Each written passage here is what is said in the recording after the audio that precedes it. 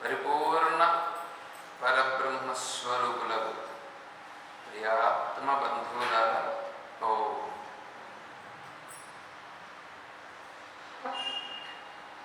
స్తోత్ర మందిర్లో మనం విచారం చేసుకుంటున్నాం. 10వ పేజీ.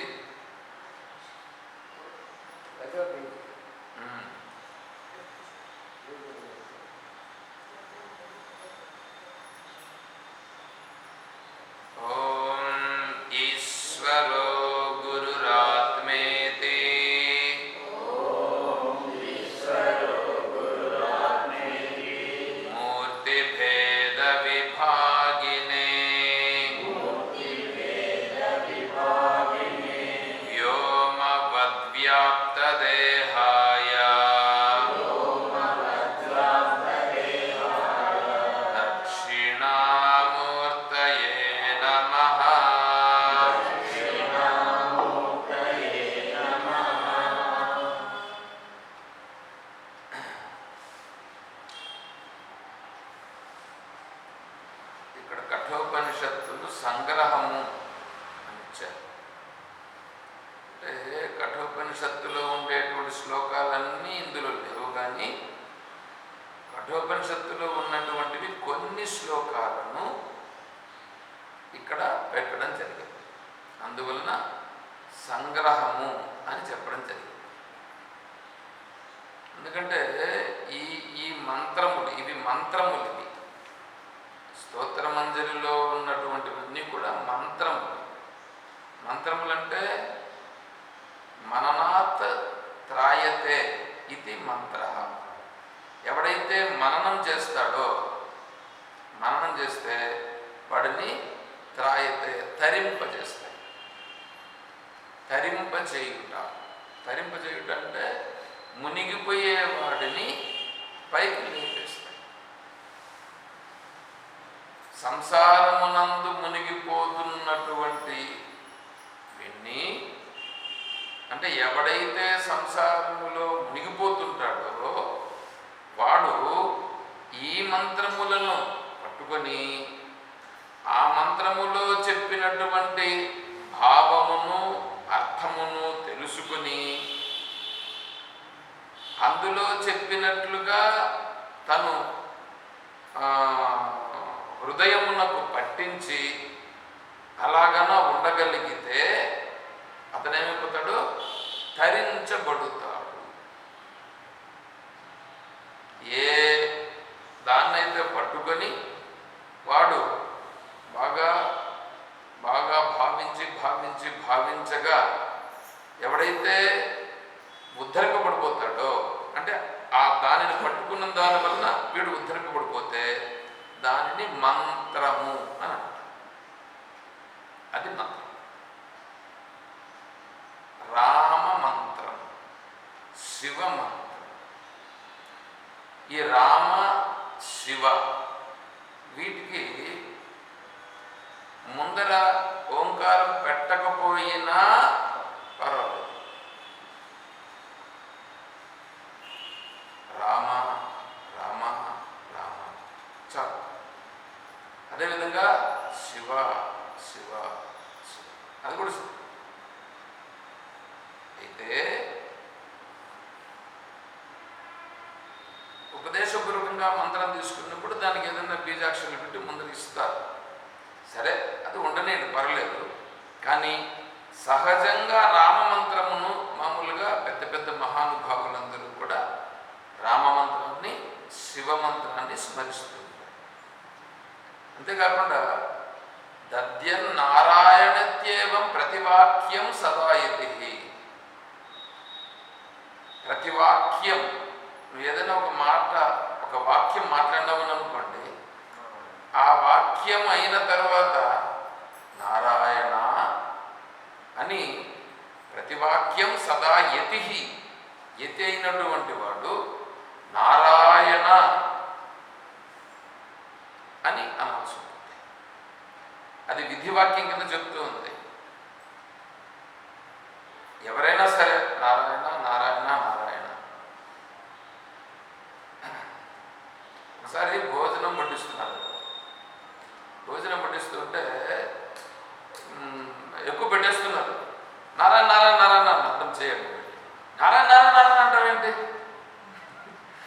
ఆ భోజనం ఎక్కువ పెట్టేస్తున్నారు. చాలా చాలా నారాయణ నారాయణ నారాయణ నారాయణ ఇంకొంచెం పెట్టుకుంటా చాలా నారాయణ అని చెప్పి. అంటే నారాయణ మంత్రం అనేటువంటిది ఏంటంటే రాహ శబ్ద అయంతే నిర్గచ్చంతే యస్మాత్ రాయణ రాయణాత్ అన్య రాయణ అరాయణో న భవతి ఇది నారాయణ. ఆ మంత్రానికి సంబంధించి అమరకోశంలో అర్థం చెప్తుందట. అంటే మనకు శబ్దాలు వస్తున్నాయా? మాట్లాడుతున్నామా? మాటలు ఎక్కడి నుంచి వస్తున్నాయి? గొంతుల నుంచి వస్తున్నాయి. గొంతుల నుంచి వస్తున్నాయా? ఇక్కడి నుంచి వస్తున్నాయి కదా. ఇక్కడి నుంచి వచ్చేటువంటి దాన్ని రాహ శబ్ద, శబ్దములు వచ్చే ప్రదేశాన్ని రాహ అని చెప్పడం జరుగుతుంది. అయంతే నిర్గచ్చంతే, అయంతే అక్కడ నుంచి పైకి వస్తున్నాయి. ఈ శబ్దాలు అక్కడి నుంచి పైకి వస్తున్నాయి. అలా పైకి వస్తుండే దానిని రాయణ అని చెప్పడం జరుగుతుంది. రాయణ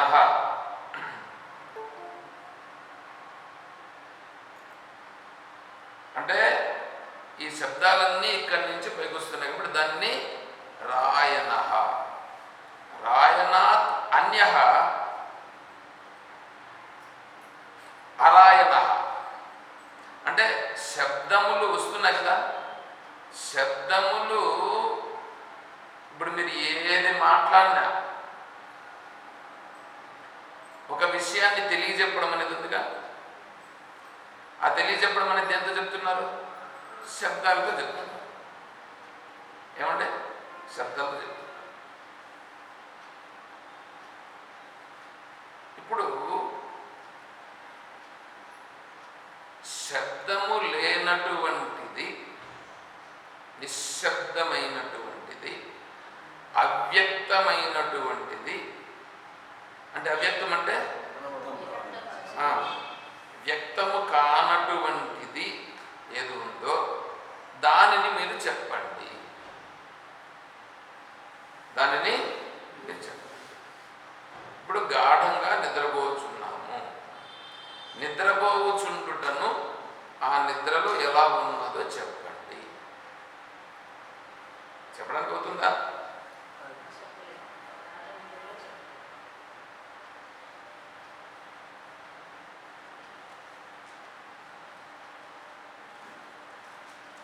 మనసులోని విషయాన్ని చెప్పేదే శబ్దము. మనసులోని భావాన్ని చెప్పేదే శబ్దము.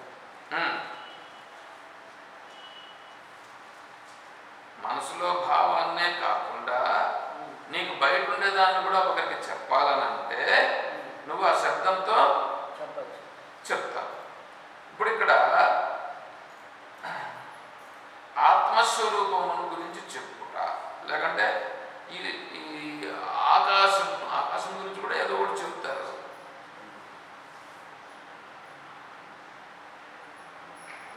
నెట్టుపోయింది.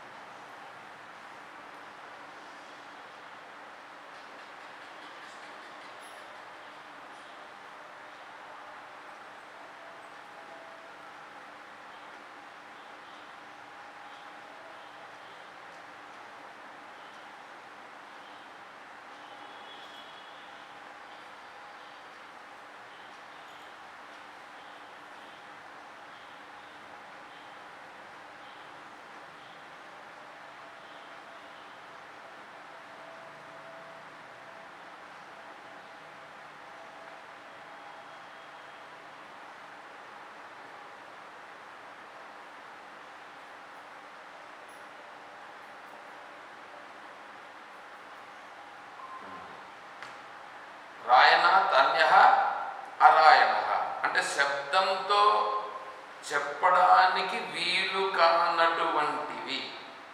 ఇప్పుడు ఒక జాగాలో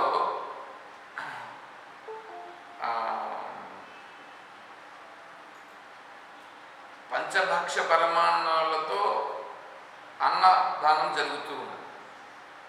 పంచభక్ష పరమాన్నాలతో అన్నదానం జరుగుతుంటే అక్కడ భోంచేసి వస్తున్నారు. ఒక మూగవాడు పోయాడు భిక్షకి. సరిపోయినాడు, వాడు కూడా భోజనం తీసుకున్నాడు, వస్తూ ఉన్నాడు. వాడు తిన్నాడు.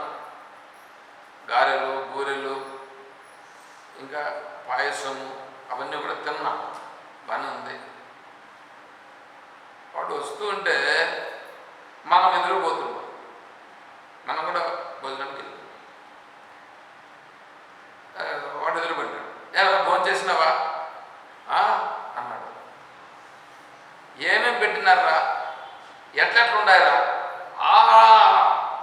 ఎందెందో అంటాడు వాడు. ఏం చెప్తాడు? చెప్పాలని అనుకుంటున్నాడు కానీ మనకి చెప్పలేడు. అదేవిధంగానే ఇక్కడ కూడా నువ్వు ధ్యానం చేస్తున్నావని అనుకో. ధ్యానం చేసేటప్పుడు ఈ ప్రపంచంలో ఉండేటువంటి దాన్నంతటిని మర్చిపోయి దానిలో నుంచి బయట, అంటే ప్రపంచం అనేటువంటిదే అసలు చెప్పడానికి వీలు. ప్రపంచం గురించే లేదు, మనసులో లేదు. ఇప్పుడు ఆ ప్రపంచం అనే భావన లేకుండా తన్మయత్వంలో మునిగిపోయినావు. తన్మయత్వంలో మునిగిపోయినావు. ఏం లేదు, నిర్మలంగా కూర్చొని ఉన్నావు. నేను ఉండాలని మాత్రం నీకు తెలుస్తూ ఉంది. నేను ఉండాలని మాత్రం తెలుస్తుంది. దానిని కొంతసేపు తర్వాత కళ్ళు తెరుచు, ఇదంతా కనిపిస్తుంది. ఇప్పుడు నువ్వు ఉన్నావే, ఇంతవరకు ఉన్నావే, అది ఉన్నావా లేదా? నీకు శాంతిగా ఉన్నిందా లేదా? ఆ శాంతిని గురించి వర్ణించింది. దానిని అరాయణ అని. దానిని అరాయణ అంటే ఈ శబ్దములతో వర్ణించేటువంటిది ఏది ఉన్నదో దానిని రాయణ అని. శబ్దములతో వర్ణించడానికి వీలు కానటువంటిది ఏది ఉన్నదో అది అరాయణ. అంటే శబ్దములతో కూడా వర్ణించడానికి కాకపోయినటువంటిది ఏది ఉందో అది అరాయణ. అది కూడా కానటువంటిది, అది కూడా కాదు. ఏది? ఆత్మస్వరూపం. ఆత్మస్వరూపం అనేటువంటిది అది కూడా కాదు. ఇప్పుడు చిదానంద రూప శివోహం శివోహం అని అంటున్నాం కదా. చిదానంద రూప శివోహం శివోహమా నేను అంటే ఆత్మస్వరూపం అది కూడా కాదు. ఆత్మస్వరూపము అది కూడా కాదు. మరి అది కూడా కాకపోతే మరి చిదానంద రూప శివోహం శివోహం అని ఎందుకు అంటున్నారు? అంటే ఈ ఆశ్రమంలోకి వచ్చేస్తే కృష్ణ పరమాత్మ యొక్క దర్శనం అవుతుంది. కృష్ణ పరమాత్మ దర్శనం కావాలంటే నువ్వు ఏడుకోవాలి, ఆశ్రమం లేకపోతే దొరుకుతుంది. ఆశ్రమంలోకి ఎంటర్ అయిపోయినాడు వాడు. ఆశ్రమంలోకి ఎంటర్ అయిపోతే ఇంకా కృష్ణ పరమాత్మను మనం చూపించాలన్నా? వాడికి ఎదురుగానే కృష్ణ పరమాత్మ దర్శనం అవుతుంది, కనిపిస్తుంది. అదేవిధంగానే సచ్చిదానంద రూప అనేంత వరకు మనని తీసుకెళ్ళిపోతే ఇంకా అది ఉన్నది ఆత్మస్వరూపం. దాన్ని చెప్పడానికి వీలు కాదు. చెప్పడానికి వీలు కానటువంటి ఆత్మస్వరూపాన్ని ఇంకా వాడికే అవగతం అవుతుంది. అందువలన చిదానంద రూప శివోహం శివోహం వరకు ఎవరైనా సరే చెప్పడానికి జరుగుతుంది. నాంత ప్రజ్ఞం న బహిష్ప్రజ్ఞం నోభయత ప్రజ్ఞం న ప్రజ్ఞానఘనం న ప్రజ్ఞం నా ప్రజ్ఞం అదృష్టమవ్యవహార్యమగ్రాహ్యమలక్షణమచింత్యమవ్యపదేశ మేకాత్మ ప్రత్యయసారం ప్రపంచోపశమం శాంతం శివం అద్వైతం చతుర్థం మన్యంతే స ఆత్మ. అది ఆత్మ. స విజ్ఞేయ, దాన్ని తెలుసుకున్నటువంటి వాడు ఆత్మను తెలుసుకున్నవాడు. అది లోపల ఉండేది కాదు, బయట ఉండేది కాదు. పోనీ లోపల బయట రెండు ఉండేది కాదు. అదృష్టం అంటే చూడబడనిది కాదు, చూడబడనిది అంటే అది తెలియనిది కాదు. ఎందుకంటే అది నేనే ఉన్నాను. కాబట్టి ప్రపంచమా కాదు, ప్రపంచమంతా అణిగిపోయినటువంటిది, ప్రపంచం కానటువంటిది, రెండుండేది కాదు, ఒకటే, అదే తన స్వరూపమై ఉంది అని ఎవడు చాలా స్పష్టంగా అనుభవం అయినదో, అనుభూతిని చెందినాడో అతను ఆత్మస్వరూపమును చాలా స్పష్టంగా అనుభవం అనే మాటను అక్కడ చెప్పడానికి లేదు. అనుభూతి, స్వామీజీ ఆ పదం వచ్చినప్పుడంతా అనుభూతి అనే చెప్తారు. ఎందుకంటే శంకరాచార్య స్వామి వారు అలాగే చెప్పారు. శంకరాచార్య స్వామి వారు ఎందుకు అలాగే చెప్తారంటే, అది అనుభవం అన్నవని అనుకో. అనుభవం అంటే నువ్వు తిరుమలకు పోయి వచ్చావు, నీకు అనుభవం ఉంది. కృష్ణా గోదావరి పుష్కరాలకు వెళ్ళొచ్చావు, ఆ పుష్కరాలకు వెళ్ళొచ్చిన అనుభవం ఉంది. ఇది అలా అనుభవం కాదు అది. కాబట్టి తన స్వరూపం అది ఏదుందో అది నారాయణ. అది నారాయణ. ఆ నారాయణ తీసుకుని వచ్చి మన వాళ్ళు ఏం చేశారు, అన్నీ పెట్టేశారు. విశ్వరూప సందర్శన యోగంలో వస్తుంది అక్కడ, కిరీటినం గదినం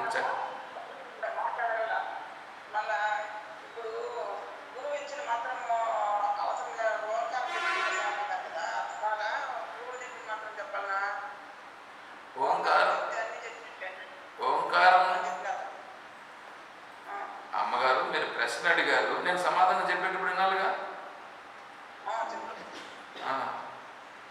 ఓంకారం దగ్గరకు వచ్చేస్తే ఓంకారంలో అన్నీ ఉన్నాయి కాబట్టి ఓంకారమే సరిపోతుంది.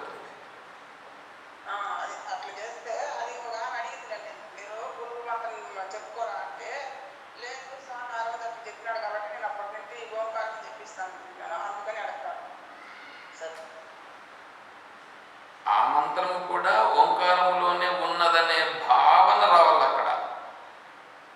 ఆ మంత్రం కూడా గురువు ఇచ్చిన మంత్రం ఏదుందో ఆ మంత్రం కూడా ఓంకారంలోనే ఉన్నది అనే భావన రావాలి. అప్పుడు ఓంకారం చెప్తే సరిపోతుంది. అంతేగాని ఆ మంత్రం వేరే ఈ మంత్రం వేరే అనే భావన ఉండకూడదు.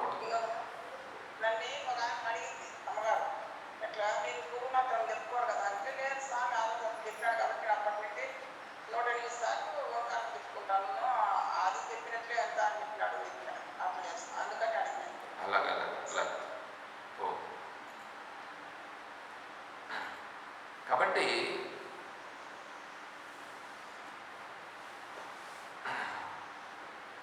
శ్రీకృష్ణ పరమాత్మ విశ్వరూప సందర్శనం చూపించిన తర్వాత అర్జునుడు భయపడి తర్వాత మళ్ళీ నాకు చతుర్భుజుడైనటువంటి నీ యొక్క దివ్యమైనటువంటి మంగళ విగ్రహ స్వరూపాన్ని నాకు చూపించు అని అడుగుతాడు.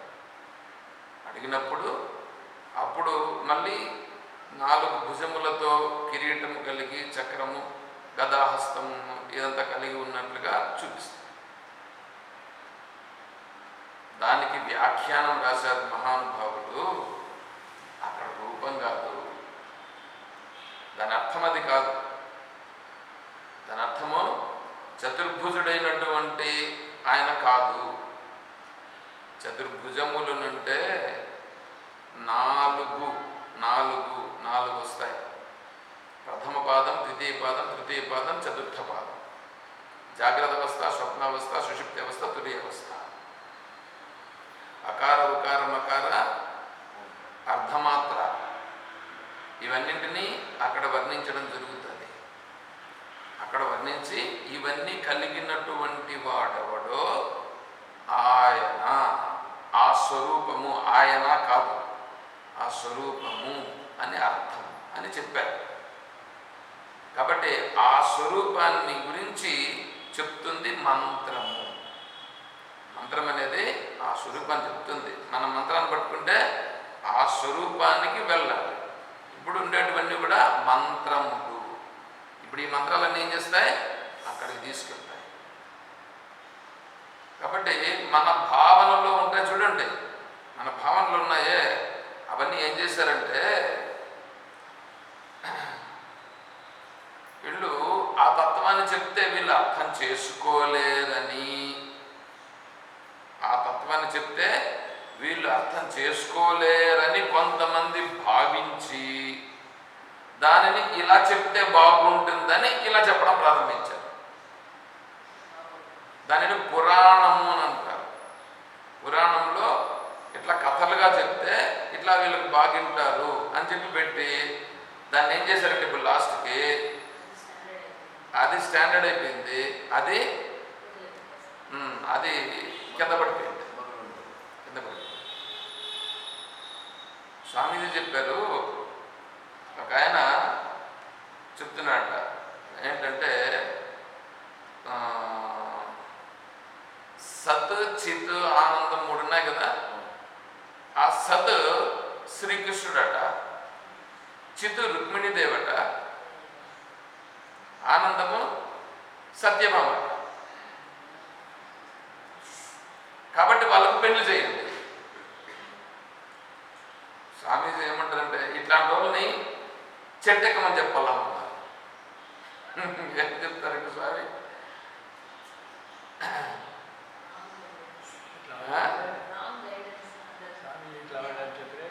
చెట్టెక్కమన్నాడు. చెట్టెక్కి కూర్చోండి పోయి అని అన్నారు. కాబట్టి ఎందుకంటే అంత స్థాయికి దిగజారిపోయినది. ఏమంటే పాల సముద్రంలో శ్రీమన్నారాయణుడు పవలించి ఉంటాడు. ఏమంటే పాల సముద్రం అని ఉంది మనకు భాగవతంలో అట్లా వస్తుంది. అందుకని ఏం చేశారంటే ఇక్కడ ఒక నారాయణ మందిరం ఒకటి కట్టి ఆ మందిరానికి ఏం చేశారు తెలుసా? పాలతో నింపి పెట్టారు. నింపితే ఏమైంది తెలుసా? ఏమవుతుంది? పాలతో నింపితే పాలు చెడిపోతాయి, మళ్ళా వాసన వస్తుంది, పైగా చీమలు పడతాయి. పెరుగుతుందా? పాలు పెరిగవుతుందా? అవుతుందా? ఏది చూపించు నాకు ఒకసారి. పాలు తెచ్చిస్తాను మీ దగ్గర 1 లీటర్.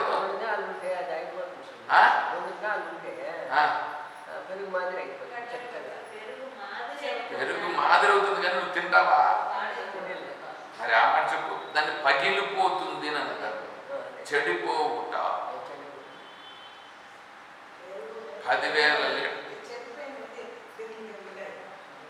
10,000 లీటర్లతో నింపితే లీటర్ 50 రూపాయలు వేసుకుంటే కూడా 10,000 లీటర్లు అంటే 5 లక్షలు. ఈ జన విజ్ఞాన వేదిక వాళ్లకు అట్లాంటి వాళ్ళందరికీ తెలిస్తే ఏమి బ్రహ్మాండంగా తెలవడం జరిగింది, బ్రహ్మాండంగా వాళ్ళు తప్పులు పట్టడం జరిగింది, ఇట్లాంటిది మీ మతం అని చెప్పడం జరిగింది. ఇంకా దానికి సంబంధించి ఇంకా వేరే మతస్థులు కూడా వచ్చి ఇట్లా ఇంత నాశనం చేస్తారు మీ వాళ్ళని చెప్పడం జరిగింది. ఇటువంటివన్నీ వస్తాయి. అంటే దాన్ని ఎంత దీనికి తీసుకొచ్చేశారు అనేది మనం అర్థం చేసుకోవాల్సి ఉంటుంది. పాల సముద్రం అనే దానికి ఈరోజు నేను భగవద్గీత గ్రూపులో పెట్టాను చూడండి. స్వామీజీ చెప్పినటువంటిది, నీ హృదయమే పాల సముద్రం, నీ హృదయమే పాల సముద్రం. ఆ హృదయమును చిలుకుటయే మంథర పర్వతమును వేసి చిలుకుట. ఆ మంథర పర్వతమే మీ యొక్క వెన్నుముక. దేవతలు రాక్షసులు అంటే దైవీ సంపద ఆసురీ సంపదలే ఆడ దేవతలు రాక్షసులు. ఆ పాము ఉందే దాన్ని చుట్టుకునేటువంటి వాసుకి అహంకారమే పాము. చెప్తానని అన్నాను. సరే అంటే భగవద్గీత చెప్తూ చెప్పినాను. చూడండి, ఈ సమయం సందర్భం వచ్చింది, కొద్దిగా అక్కడ చెప్పుకోవడం జరిగింది. దాని గురించి సమయం సందర్భం వచ్చింది కాబట్టి అక్కడ స్వామీజీ చెప్పినటువంటిది కూడా నేను గ్రూప్లో పెట్టి ఉన్నాను, షేర్ చేస్తున్నాను.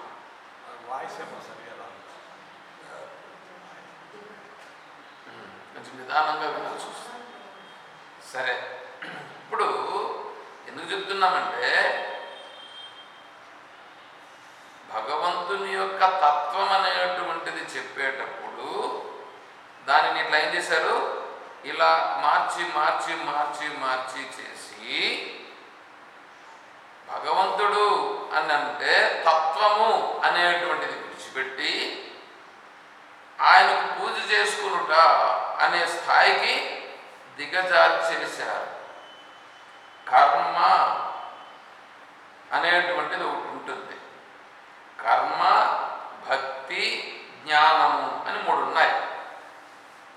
కర్మ, దాని తర్వాత భక్తినే ఉపాసన, తర్వాత జ్ఞానము అని అంటారు. కర్మ అనేటువంటిది చేయాలంటే ఇద్దరు ఉండాలి. ఇద్దరంటే కర్మ చేసేవాడు ఒకడు, అందుకునేవాడు ఒకడు.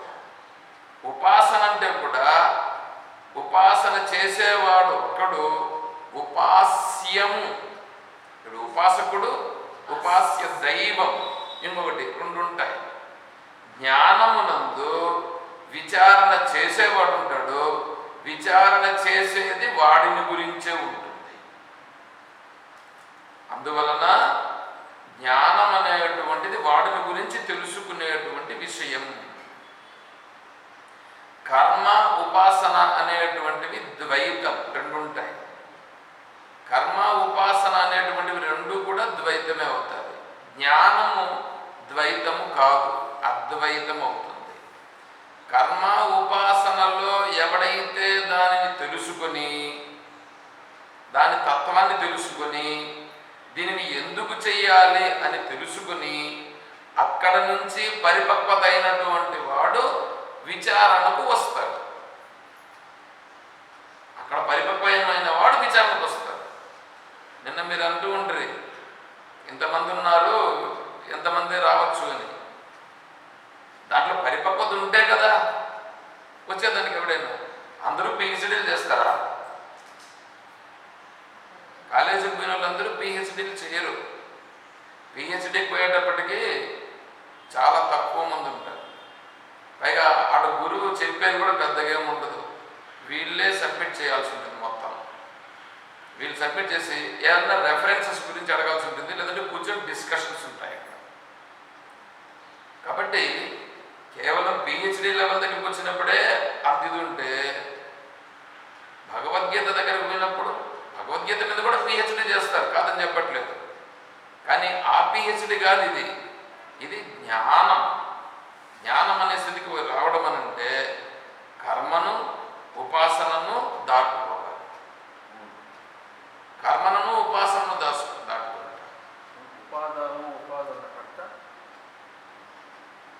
ఉపాదానం అని అంటే శరీరం.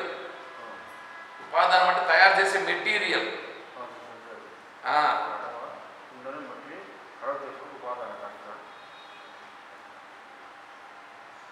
కుండను